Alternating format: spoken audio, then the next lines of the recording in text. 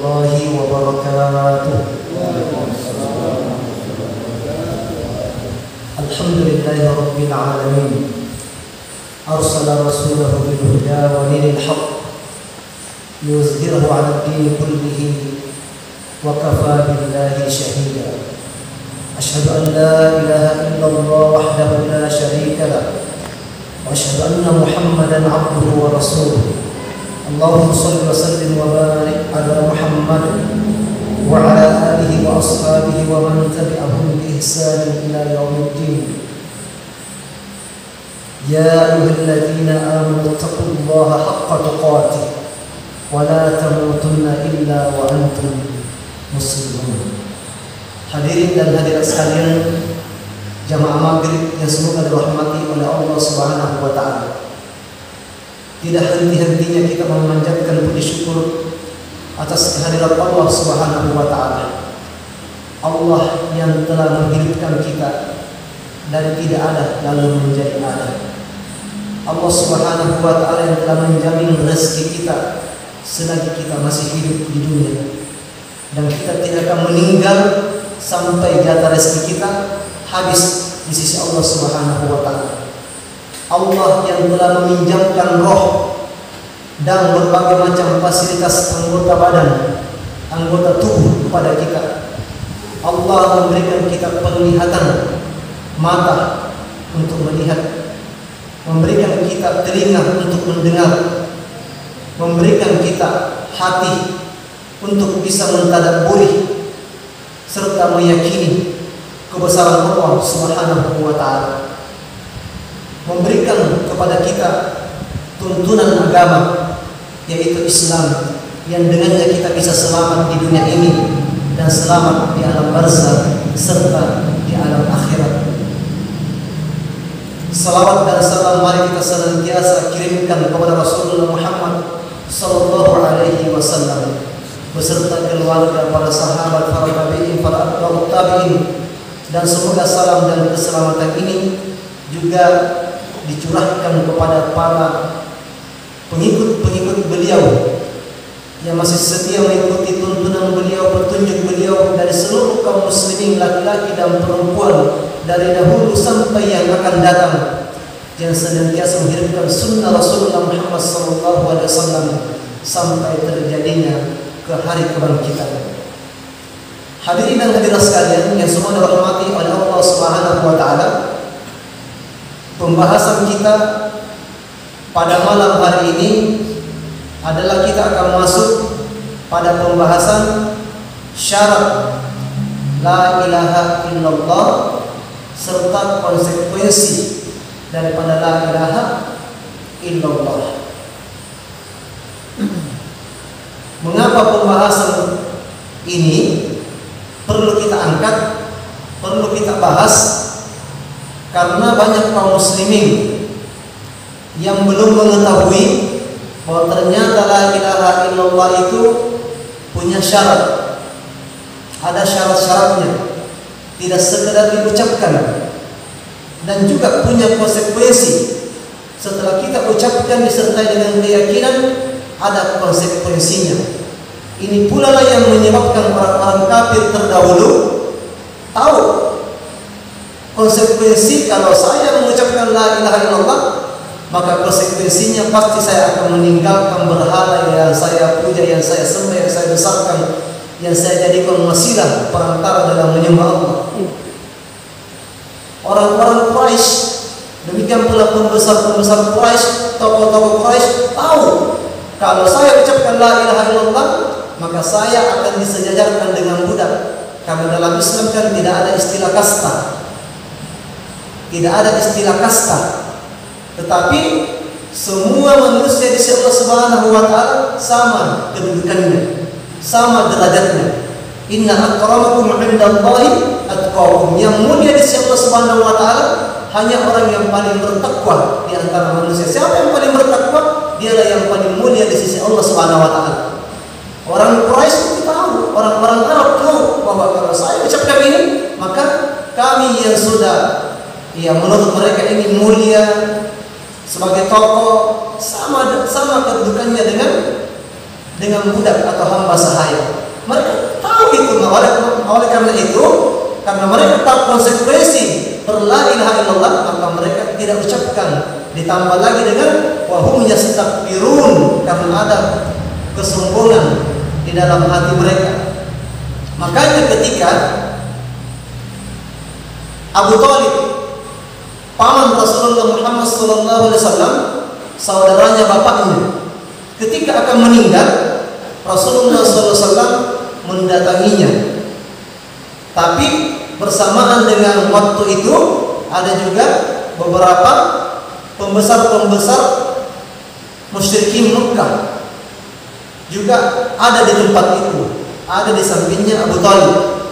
Rasulullah SAW masih sempat mendakwai pamannya, ya ammi, qul la ilaha illallah kalimatan uhajju laka biha indallah. Hadis riwayat Muslim. Wahai pamanku, ucapkan la ilaha illallah, suatu kalimat yang akan saya jadikan hujjah di hadapan Allah. Maka Abu Thalib tidak langsung mengucapkan kalimat ini. Dia tidak langsung mengucapkan, karena memang dia tahu juga konsekuensinya. Kapan saya ucapkan, maka pembesar-pembesar Quraisy akan memusuhi dan membenci saya. Walaupun beliau tahu bahwa saya sekarang ini sudah di saat-saat terakhir, tetapi yang hadir di tempat itu ada di situ Abu Lahab, Abu Jahal berkata kepada Abu Thalib yang lagi gundah gulana, lagi guncang, mau mengucapkan atau tidak. Maka diingatkan dengan kecintaan terhadap nenek moyangnya. Abu Thalib, antar kebunillata Abdul Muttalib, apakah kamu sudah benci dengan agamanya Abdul Muttalib? Agama nenek moyang kita, yaitu maksudnya menyembah berhala, Lat Uzza. Apakah kamu sudah benci dengan agama nenek moyangmu, agamanya Abu Thalib, agamanya bapakmu? Apakah kamu mau tinggalkan hanya karena ajakan daripada kemenakanmu ini? Akhirnya bimbanglah Abu Thalib. Maka dia meninggal di atas kebimbangan. Saat bimbang ragu seperti itu, nggak tahu mau ikut yang mana, datanglah malakul maut mencabut nyawanya. Maka dia dihitung meninggal di atas kekafiran. Sampai-sampai Rasulullah SAW sangat bersedih. Maka Rasulullah berkata, saya akan terus mendoakanmu kecuali kalau saya dilaknat. Maka Rasulullah SAW terus mendoakan. Dalam Sahih Bukhari dan juga Sahih Muslim, pakar hadis ini mengutip sebuah kisah. Kisah ini sangat menarik di kalangan para penuntut ilmu, khususnya yang sering mengikuti kajian-kajian tauhid, paham tentang kisah ini, tahu kisah ini. Suatu ketika Wahab bin Munabbih rahimahullah, sebagaimana dikutip oleh Imam Bukhari dan Muslim, ditanya oleh seseorang, "Alaisa la ilaha illallah miftahul jannah?" Apakah la ilaha illallah itu adalah kunci surga? Atau bukankah la ilaha illallah itu kunci surga? Yang ditanya ini Wahab bin Munabbih. Ditanya oleh seseorang, Wahab bin Munabbih menjawab, "Na'am, betul. La ilaha illallah miftahul jannah." La ilaha illallah adalah kunci surga. Akan tetapi bukankah setiap kunci itu ada geriginya? Ada geriginya? Tidak ada kunci yang polos. Setiap satu kunci dan kunci yang lain berbeda geriginya. Nanti pas geriginya baru bisa terbuka pintu itu. Maka demikian pula surga, betul la ilaha illallah kuncinya, tapi ingat la ilaha illallah ini ada geriginya. Suatu ketika Al-Imam Hasan Al-Basri rahimahullah, Hasan Al-Basri ini seorang ulama Ahlus Sunnah wal Jamaah, seorang yang kokoh di atas sunnah di tengah-tengah maraknya. Pada waktu itu banyak yang terjun ke filsafat, pokoknya banyak yang melanggar hadis, meninggalkan sunnah Rasulullah SAW. Suatu ketika ada salah seorang istri dari seorang sastrawan ahli syair, meninggal istrinya ini ahli syair. Maka Hasan Al-Basri rahimahullah hadir di pekuburan saat istri daripada ahli syair ini meninggal dunia dan selesai dikuburkan. Maka Hasan Al-Basri mengetahui bahwa suami daripada ibu yang meninggal ini, perempuan yang meninggal ini ahli syair. Kadang-kadang namanya ahli syair itu sering lalai karena mendewa-dewakan syairnya sehingga ayat Quran kadang-kadang ditelantarkan, ditinggalkan dan terlalu diperdulikan. Maka kesempatan bagi Hasan Al-Basri rahimahullah untuk memberikan nasihat kepada sang suami daripada ibu yang meninggal ini. Maka ketika selesai proses pemakaman di kuburan, maka Imam Hasan Al-Basri bertanya kepada si ahli syair tadi atau sastrawan tadi, apa yang kamu persiapkan untuk yang satu ini? Maka ahli syair ini menjawab, saya telah membaca la ilaha illallah sejak 60 tahun yang lalu sampai sekarang. Maka Imam Hasan Al-Basri mengatakan, Masya Allah, luar biasa yang kamu persiapkan, yaitu dengan la ilaha illallah. Tapi bukankah la ilaha illallah itu punya syarat-syarat yang harus dipenuhi, dan dia hanya akan berguna jika syarat-syaratnya terpenuhi. Maka pahamlah ahli syair tadi bahwa banyak yang dilanggar dari syarat-syarat la ilaha illallah. Maka pada malam hari ini kita akan membahas apa syarat-syarat la ilaha illallah tersebut. Kitab yang ada di hadapan kita ini yaitu membahas tentang la ilaha illallah, tapi matanya saja. Akan tetapi alhamdulillah Allah Subhanahu wa taala telah memberikan kemudahan kepada kita sehingga kita bisa mendapatkan yaitu syarahnya atau penjelasannya dari beberapa buku yang telah ditulis oleh para ulama. Adapun daripada syarat la ilaha illallah yaitu karena tanpa syarat atau ketika kita tidak penuhi syaratnya kita ucapkan tapi kita tidak penuhi syaratnya, maka la ilaha illallah itu tidak akan bermanfaat kepada si pembacanya. Tidak akan bermanfaat kepada pembacanya. Maka syarat yang pertama sebagaimana telah ditetapkan oleh para ulama ahli tauhid adalah ilmu, yaitu ilmu yang menafikan al-jahl, kebodohan, yaitu mengilmui la ilaha illallah dan menafikan al-jahl, yaitu kebodohan. Kita baca dulu secara keseluruhan. Yang kedua yakin yang menafikan syak, yakin betul-betul dia sangat yakin dan menafikan asyak, keraguan. Kita yakin tidak boleh ada keraguan di dalam la ilaha illallah. Kemudian yang ketiga yaitu qabul, menerima kandungannya, maknanya, dan tidak boleh ada arad, penolakan di dalamnya. Kemudian yang keempat inqiyad, patuh terhadap makna dan kandungan la ilaha illallah serta konsekuensinya, dan tidak boleh ada at-tark, yaitu meninggalkan atau menelantarkan. Kemudian yang kelima ikhlas betul-betul mensemata-matakan Allah dan menafikan yang namanya kesyirikan, karena orang yang melakukan kesyirikan, menduakan Allah, mensyirikatkan Allah, itu tidak ikhlas di dalam menyembah Allah karena masih menduakan Allah. Atau ar-riya, mempraktikkan ar-riya, beribadah karena mengharapkan sanjungan pujian dari umat manusia. Demikian pula sum'ah, yaitu membangga-banggakan apa yang telah diamalkannya, apa yang telah dikerjakannya.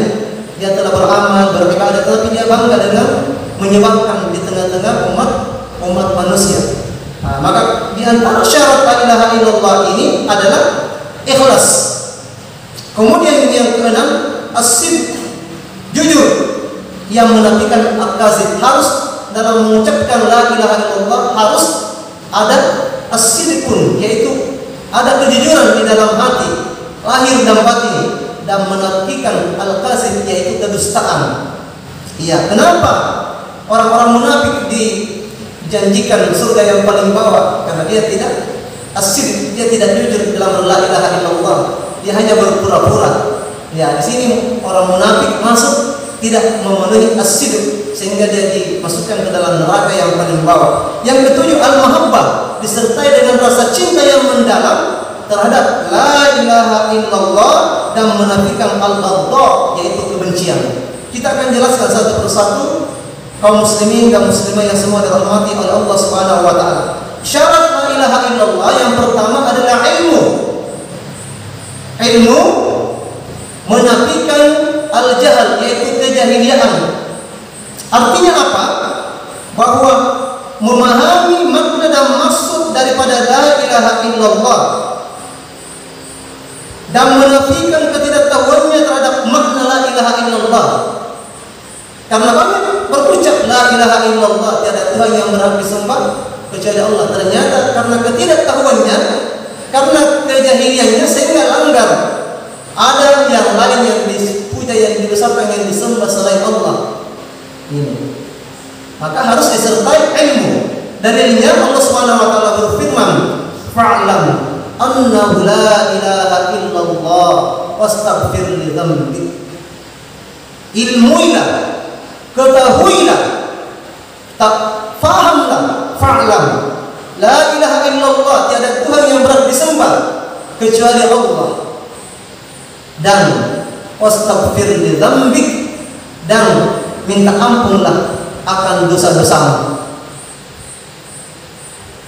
Jadi kita berucap la ilaha illallah, kemudian lalu kita menjadi paham akan kandungan la ilaha illallah, makna daripada la ilaha illallah, sebagaimana yang sudah kita bahas bahwa la ilaha illallah itu ada namanya rukun, ada rukunnya, rukun peniadaan dan rukun penetapan, ada an-nafyu dan ada al-isbat, penetapan. Kita tiadakan dulu, tidak ada sesembahan, tidak ada yang ditakuti, tidak ada yang dicintai, tidak ada yang berhak menerima ibadah.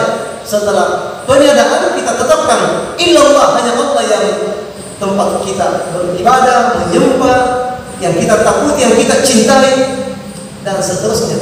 Nah, ini dari antara bentuk daripada mengilmui la ilaha illallah. Karena kasihan banyak saudara-saudara kita berla ilaha illallah, tapi dia tidak paham maknanya, sehingga dia langgar karena ketidaktahuannya. Dan ayat yang kedua yang dipergunakan oleh Syekh, Allah berfirman, min dunihi syafa'atan illa man syahida bil haqqi wa hum ya'lamun. Akan tetapi orang-orang yang dapat memberi syafaat ialah orang-orang yang mengakui yang hak, yaitu tauhid, dan mereka meyakininya.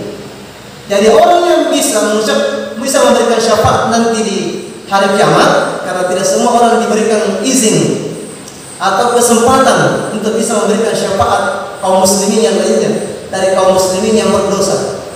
Di antara orang yang diberikan izin oleh Allah untuk memberikan syafaat adalah orang-orang yang dapat, orang-orang yang mengakui yang hak, yaitu tauhid, mengakui akan ilmu la ilaha illallah, dan mereka betul-betul meyakininya.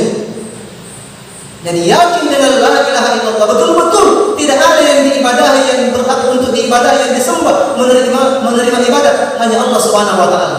Ini penjelasan ringkas yang pertama. Kemudian yang kedua, yakin. Orang yang mengikrarkan harus meyakini kandungan la ilaha illallah Muhammad Rasulullah. Manakala dia meragu-ragukannya, maka sia-sialah persaksiannya. Sia-sia persaksiannya. Allah berfirman di dalam Al-Quran, innamal mu'minuna alladzina amanu billahi wa rasulih thumma lam tartabu. Adapun orang-orang yang beriman kepada Allah dan Rasulnya, iya, lam tartabu, lalu dia tidak ada sedikit pun keraguan di dalam hatinya. Jadi sungguh orang-orang yang beriman hanyalah orang-orang yang beriman kepada Allah dan Rasulnya, kemudian tidak ada sedikit pun keraguan. Karena syaitan di sini kadang-kadang datang menggoda kita, bapak dan ibu-ibu sekalian, memberikan keraguan. Adakah itu Allah? Betulkah itu ada Rasul terdahulu yang diutus oleh Allah? Betulkah itu ada namanya azab kubur? Ada nikmat kubur? Betulkah ada hari kebangkitan, hari pembalasan? Betulkah itu ada surga? Ada neraka? Ya, ini adalah bisikan syaitan memberikan syak, keraguan di dalam hati orang-orang beriman. Tetapi orang-orang beriman, iya, orang yang la ilaha illallah, maka innamal mu'minuna alladziina billahi wa rasulihi tsumma lam tartabu. Hanya orang-orang yang beriman itu adalah beriman kepada Allah dan Rasulnya, lantas tidak ada sedikit pun keraguan di dalam dirinya, di dalam hatinya. Betul-betul dia meyakini bahwa apa yang disampaikan oleh Allah di dalam Al-Quran, apa yang disampaikan oleh Rasulullah Muhammad SAW di dalam hadis, semuanya adalah benar. Maka tidak ada sedikit pun keraguan. Ada yang namanya kisah-kisah dalam diri Rasul terdahulu dikisahkan di dalam Al-Quran. Ada kehidupan yang akan datang, yaitu di alam barzah. Ada pertanyaan malaikat Munkar dan Nakir di alam barzah, di alam kubur. Man rabbuka, man nabiyuka, ma dinuka? Siapa Tuhanmu? Siapa nabimu? Apa agamamu? Ada siksa kubur, ada azab kubur, ada nikmat kubur. Dia tahu bahwa rohnya nanti akan diambil oleh Allah Subhanahu wa taala melalui perantara malaikat, kemudian dibawa naik ke langit, dibukakan pintu langit. Iya, kemudian diberikan ucapan selamat, dikembalikan ke dunia, ditempatkan di Illiyin. Iya, tempat yang terbaik bagi orang-orang yang kembali kepada Allah. Orang-orang yang berdosa dan maksiat, dia yakini bahwa ketika nanti dicabut rohnya akan dibawa ke langit, tapi tertutup pintu langit, tidak bisa dibukakan, dikembalikan ke dunia. Setelah itu dimasukkan ke dalam sijin. Semua berita dari Allah dan Rasulnya, wa qala Allah wa qala Rasul, tanpa tertabu, tidak ada sedikit pun yang diragu-ragukan. Sebagaimana firman Allah, Alif Lam Mim, dzalikal kitabu la raiba fihi hudal lil muttaqin. Alif Lam Mim, ini adalah kitab. Dzalikal kitabu, ini adalah kitab. La raiba fihi, tidak ada sedikit pun keraguan padanya. Hudal lil muttaqin, petunjuk bagi orang-orang yang bertakwa. Orang yang la ilaha illallah tidak akan pernah meragukan la ilaha illallah, dan tidak akan pernah meragukan apa yang diturunkan oleh Allah berupa kalamullah, firman Allah, Al-Quran, dan tidak akan pernah meragukan sabda Rasulullah Muhammad SAW. Apa yang diucapkan oleh Rasulullah adalah sebuah kebenaran, karena beliau adalah as-sadiqul masduq, yang benar dan dibenarkan. Ini penjelasannya. Yang kedua, kemudian Rasulullah SAW bersabda di dalam hadis Al-Bukhari, "Man laqita min wara'i hadzal habiti liyashhadu an la ilaha illallah mustaqiman biha qalbahu fabashshirhu bil jannah." Siapa yang engkau temui di balik tembok kebun ini,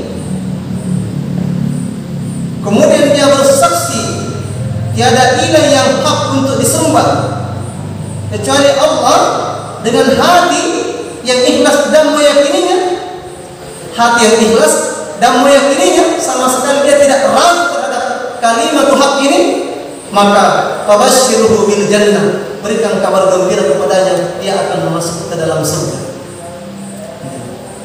Ini adalah di antara dalil-dalil bahwa la ilaha illallah itu di antara syaratnya adalah tidak boleh ada sedikit pun keraguan di dalam berucap la ilaha illallah. Kemudian yang ketiga yaitu qabul, menerima kandungan dan konsekuensi daripada syahadat la ilaha illallah Muhammad Rasulullah itu. Menerima kandungan dan konsekuensinya, menyembah apa konsekuensi daripada la ilaha illallah. Kita harus menyembah Allah semata-matakan Allah dan tidak melakukan kesyirikan. Oh, hanya Allah yang berat menerima ibadah, hanya Allah yang kita takuti, hanya Allah tempat kita kembali, dan kita meninggalkan segala yang ibadah yang disembah dari tagut. semua yang dibesarkan, yang disanjung, yang dipuja selain Allah Subhanahu wa taala. Ini ada qabul, yaitu menerima.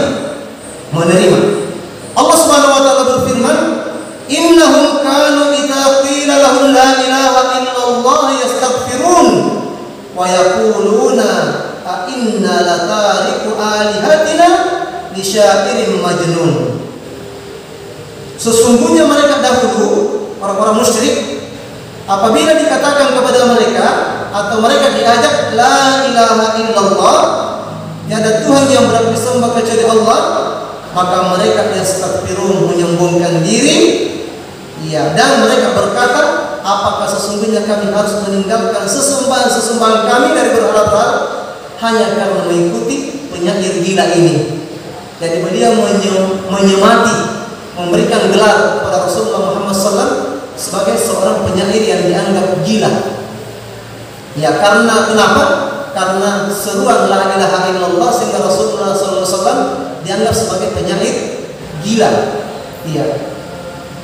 Hadirin yang berbahagia sekalian, yang semoga dirahmati oleh Allah Subhanahu wa taala. Mereka tidak mau menerima kandungan dan makna daripada la ilaha illallah ini. Bahkan ada di dalam hati mereka yastaghfirun, ada kesombongan. Iya. Ada ujub, ada ketakaburan, dan maka mereka mengata-ngatai Rasulullah Muhammad SAW sebagai lisyairin majnun, sebagai penyair yang gila. Ya, maka sebagai orang yang la ilaha illallah harus qabul, yaitu harus menerima apa yang menjadi makna dan kandungan daripada la ilaha illallah. Kemudian syarat yang keempat yaitu inqiyad, tunduk dan patuh dengan kandungan la ilaha illallah. Harus tunduk dan juga patuh terhadap makna dan kandungan daripada la ilaha illallah. Sebagaimana firman Allah, "Wa may yuslim wajhahu ila Allahi wa huwa muhsin faqad istamsaka bil urwatil wuthqa." Surah Luqman ayat 22. Barang siapa yang menyerahkan dirinya kepada Allah, wa may yuslim wajhahu ila Allah, Muslim berislam. Barang siapa yang menyerahkan dirinya kepada Allah, maka artinya dia Islam.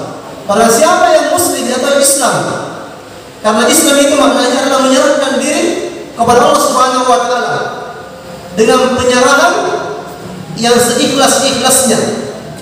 Dia sedang dia adalah orang yang berbuat kebaikan, maka sungguh dia telah berpegang teguh kepada tali Allah yang amat kokoh, yaitu al-urwatul wusqa. Ditafsirkan oleh para ulama, al-urwatul wusqa di sini adalah maknanya yuslim wajhahu yahdahu, patuh dan pasrah kepada Allah, yaitu la ilaha illallah.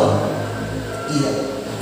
Tunduk patuh dengan kandungan la ilaha illallah, dan tunduk dan patuh terhadap perintah Allah Subhanahu wa ta'ala selaku pemilik daripada la ilaha illallah. Karena di dalam Al-Quran surah Al-Baqarah Allah berfirman, "Apa tu'minuna bi ba'dil kitab wa takfuruna bi ba'd?" Apakah kalian beriman kepada sebahagian Alkitab, sebahagian ayat, dan kalian mengingkari sebahagiannya? Artinya ayat yang sesuai dengan seleranya diambil, diamalkan, tapi ayat yang tidak sesuai dengan seleranya, tidak sesuai dengan hawa nafsunya, atau ditinggalkan. Kalau kita bersyahadat la ilaha illallah, maka harus inqiyad, patuh dan tunduk terhadap maknanya.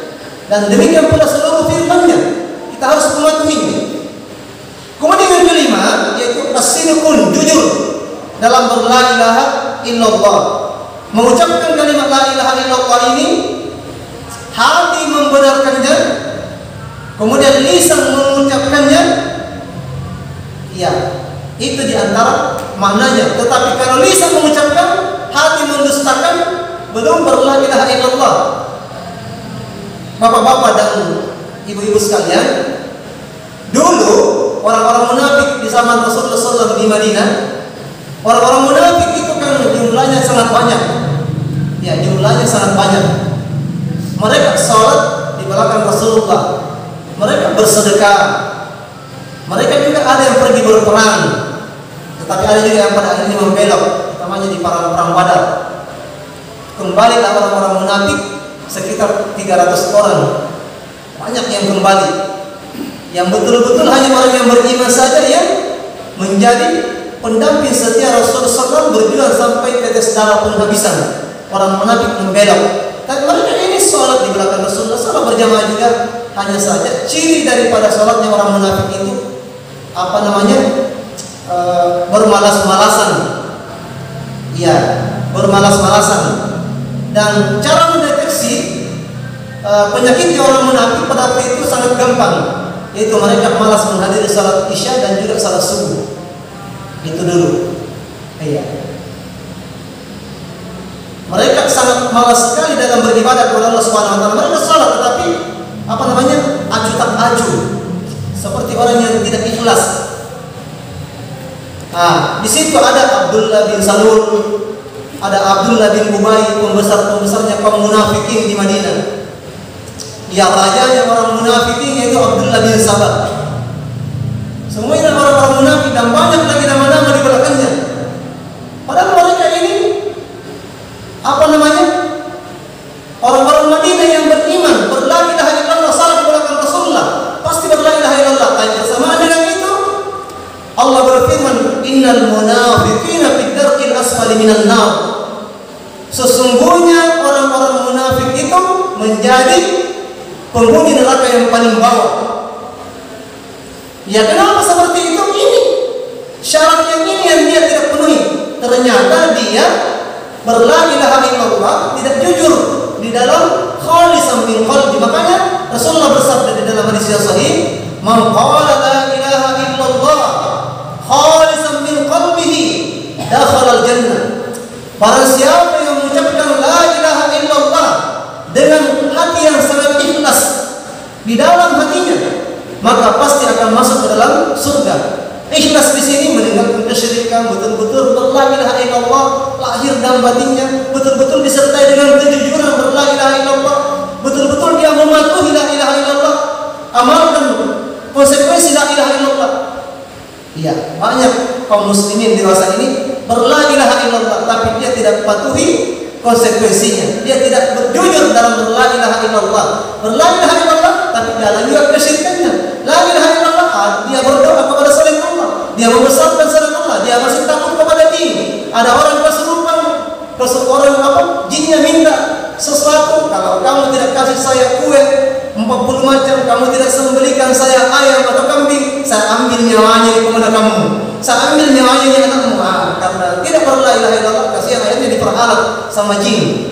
Saya pernah meruqyah di daerah Kalarolo, jinnya berkata seperti itu, mengaku saya adalah neneknya, saya neneknya anak ini, saya sayang sama dia. Ya, saya tidak mau berpisah dengan dia karena saya cucu saya. Saya katakan, kamu pasti berdusta. Neneknya sudah meninggal, sudah berada di alam barzakh. Allah berfirman, wa min wara'ihim barzakhun ila yaumi yub'atsun. Orang-orang yang meninggal ada di alam barzakh, ada dinding pemisah yang memisahkan antara alam dunia dan alam barzakh. Tidak akan mungkin kembali lagi rohnya berbicara. Kamu pasti hanyalah jin yang akan menipu kami semua, menipu bapaknya anak ini, menipu menipu orang tuanya anak mamaknya anak ini dan yang lainnya. Akhirnya jinnya terdiam. Lama-lama saya interogasi, ternyata dia baru mengaku betul, saya hanyalah jin. Tapi selama ini dia sudah memenuhi permintaan saya. Saya artinya bahasa kasarnya sudah dikasih bodoh-bodoh. Hari ini baru terbongkar kedok saya karena gara-gara kamu. Ya, dia katakan saya, kamu sial, kamu telah membuat saya sial, kamu telah memutuskan rezeki saya. Dia kata-katai saya ruqyah sampai dia keluar, jinnya keluar. Jadi orang yang bertauhid, belajar tauhid tidak akan bisa dibodoh-bodohi lagi oleh jin melalui orang kesurupan. Iya. Hadirin dan hadirat sekalian yang semua dirahmati oleh Allah Subhanahu wa taala. Nah,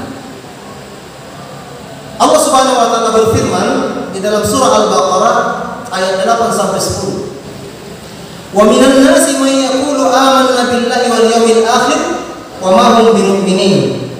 Dan di antara sebagian manusia ada yang mengatakan kami beriman kepada Allah, wa ma hum bimu'minin, akan tetapi mereka bukanlah orang-orang beriman. Jadi ada di antara manusia berkata saya beriman kepada Allah. Ayat ini berkenaan dengan orang-orang munafikin yang menyembunyikan kekafirannya di zaman Rasulullah Muhammad SAW. Wa minan nasi may yaqulu amanna billah, dan di sebahagian manusia ada yang berkata kami beriman kepada Allah. Beriman kepada Allah artinya mereka hanya berpura-pura beriman, menyampaikan bahwa mereka beriman, padahal dia menyembunyikan keimanannya di dalam hati mereka, di dalam dada mereka. Allah mengatakan wa ma hum bimu'minin, membongkar kedok mereka. Mereka bukanlah orang yang beriman, tetapi hanya orang kafir menyembunyikan kekafirannya. Tetapi mereka paling duluan di dalam berucap. Iya. Dan ini apalagi namanya, makna-maknanya bisa dikembangkan. Pernah dulu di salah satu desa di Kecamatan Kindang, pemilihan BPD. Ya, pemilihan BPD sudah dihitung ini, oh ini suaranya yang ini suaranya yang ini suaranya sepulang. Ternyata ada satu calon, ya betul-betul dia meyakini bahwa besok saya itu suaraku hanya 4, kalah ini karena begini dan begini malam ini. Ternyata betul hanya 4 suara, tetapi yang mengaku 5 orang. Yang mengaku ternyata 5 orang. Saya juga coblos kamu, saya juga coblos kamu. Padahal yang nyata-nyata yang mencoblos, yang betul-betul Bismillah mengucapkan nama Allah hanya 4. Kenapa bisa? Ternyata bocor. Pengakuannya bahwa saya dukung kamu bocor karena ternyata dia mengaku pada 2 orang. Kalau begitu betul hanya 4, karena ternyata si pulang yang datang tadi mengaku itu coblos kamu, ternyata dia mengaku juga di sana. Berarti dia kemungkinan besar berada di sana karena yang 4 ini betul-betul komitmen dan konsisten. Ya, jadi ada yang seperti itu di antara orang-orang terdahulu. Kami beriman kepada Allah, ternyata mereka, Allah mengatakan wa ma hum bimu'minin, bukan orang beriman. Ya, inilah namanya munafik. Ya, kemudian yukhadi'una Allah walladzina amanu, mereka hendak menipu Allah dan juga orang-orang beriman. Ya, akan tetapi wa ma yakhda'una illa anfusahum wa ma yash'urun, akan tetapi mereka menipu diri mereka sendiri padahal mereka tidak menyadarinya. Mereka tidak menyadarinya. Fi qulubihim maradun fazadahumullahu marada, di dalam hati mereka ada penyakit dan Allah tambah lagi penyakit di dalam hatinya itu. Walahum adzabun alim, dan bagi mereka adalah diancam dengan azab yang teramat pedih.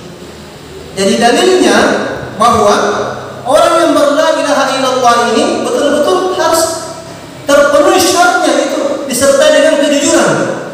Tidak boleh ada kemunafikan di dalamnya. Jadi kita mengaku la ilaha illallah, maka kita harus melaksanakan konsekuensinya. Betul-betul kita berla ilaha illallah. Kita mengaku berla ilaha illallah, konsekuensinya kita belum amalkan. Kita tidak mencintai la ilaha illallah, kita tidak berani mati dengan la ilaha illallah, kita tidak mendakwakan la ilaha illallah di sekitar kita, utamanya di keluarga. Iya, bahkan tidak rela berjuang untuk la ilaha illallah. Iya, jadilah kita la ilaha illallah harus disertai dengan kejujuran. Betul-betul kita harus jujur bahwa saya ini berla ilaha illallah. Kemudian selanjutnya yang keenam yaitu ikhlas. Yang dimaksud dengan syarat yang keenam yaitu dalam berla ilaha illallah itu syaratnya keenam adalah ikhlas, membersihkan amal dari segala debu-debu kesyirikan dengan jalan tidak mengucapkannya karena mengingkari isi dunia, riya atau sum'ah. Jadi betul-betul karena ikhlas mensemata-matakan Allah Subhanahu wa taala. Sebagaimana di dalam hadis Bukhari dan Muslim, Rasulullah SAW bersabda, "Fa inna Allah harrama 'alan nari qala la ilaha illallah yabtaghi bidzalika wajh Allah." Sesungguhnya Allah mengharamkan atas neraka orang-orang yang berla ilaha illallah, tiada Tuhan yang berhak disembah kecuali Allah, karena betul-betul menginginkan ridha Allah semata-mata. Jadi orang berucap la ilaha illallah betul-betul karena ikhlas mengharapkan ridha Allah Subhanahu wa taala semata-mata. Inilah nanti ketika dia punya komitmen hidup di atas la ilaha illallah, mencintai kalimat la ilaha illallah, mengamalkan konsekuensi daripada la ilaha illallah, mengamalkan perintah Allah dan Rasulnya, maka inilah nanti akan dipanggil saat dia meninggal. Ya ayyuhan nafsul mutmainnah, wahai jiwa yang tenang, irji'i ila rabbiki, kembalilah kepada Tuhanmu, keluarlah kamu, kembalilah kepada Tuhanmu, ila rabbik radiyatan mardiyah, karena kamu telah radiyatan, kamu telah rela Islam sebagai agamamu, Allah sebagai Tuhanmu, Nabi Muhammad sebagai nabimu. Mardiyah, maka pada hari ini kamu diridhai. Pada khuli fi ibadi, masuklah ke dalam golongan hamba-hambaku, pada khuli jannati, masuklah ke dalam surgaku. Iya. Ucapan ini untuk ahli tauhid yang mengamalkan la ilaha illallah, ya, dengan syarat-syaratnya, mengamalkan konsekuensinya, tidak sekedar mengucapkan la ilaha illallah, tetapi jauh dari apa yang diinginkan daripada la ilaha illallah tersebut. Kemudian yang ketujuh, ya, yaitu mahabbah, kecintaan. Dia cinta terhadap kalimat ini, serta mencintai isi kandungan daripada la ilaha illallah. Dia cinta terhadap kalimat la ilaha illallah, mencintai isi dan kandungannya, mencintai makna-maknanya, mengamalkannya, mempraktikkannya, lahir dan batinnya, betul-betul mencintai la ilaha illallah, dan juga mencintai orang yang berla ilaha illallah, mencintai orang-orang yang mengamalkan la ilaha illallah, mengamalkan konsekuensi daripada la ilaha illallah. Dalilnya Allah berfirman, wa minan nasi may yattakhidhu min dunillahi andada yuhibbunahum ka hubbillah walladzina amanu ashaddu hubban lillah. Dan di antara manusia ada orang-orang yang menyeru atau menyembah tandingan-tandingan selain Allah. Dan di antara manusia ada yang menyeru tandingan-tandingan selain Allah. Dia mencintai tandingan-tandingan Allah itu, dan dia pertuhankan sama cintanya kepada Allah. Walladzina amanu ashaddu hubban lillah. Adapun orang-orang beriman sangat keras cintanya hanya kepada Allah. Iya, berarti kalau begitu, syarat yang ketujuh daripada la ilaha illallah adalah mencintai la ilaha illallah, mengamalkan konsekuensinya, mengamalkan kandungannya, mengamalkan isinya, dan juga mencintai orang-orang yang mengamalkan konsekuensi daripada la ilaha illallah ini. Iya. Kalau kita berla ilaha illallah, lantas kita tidak mencintai la ilaha illallah, tidak mencintai makna la ilaha illallah, iya, tidak mengamalkan makna kandungan la ilaha illallah, iya, juga tidak mencintai orang yang mengamalkan konsekuensi daripada la ilaha illallah, maka kita berla ilaha illallah masih hampa, sangat-sangat hampa. Hadirin dan hadirat sekalian yang semoga dirahmati oleh Allah Subhanahu wa taala. Inilah mungkin di antara syarat-syarat daripada la ilaha illallah. Maka ahli tauhid mencintai Allah, mencintai la ilaha illallah dengan kecintaan yang sangat tulus, ikhlas, betul-betul mensemata-matakan Allah Subhanahu wa taala, dan juga meninggalkan kesyirikan,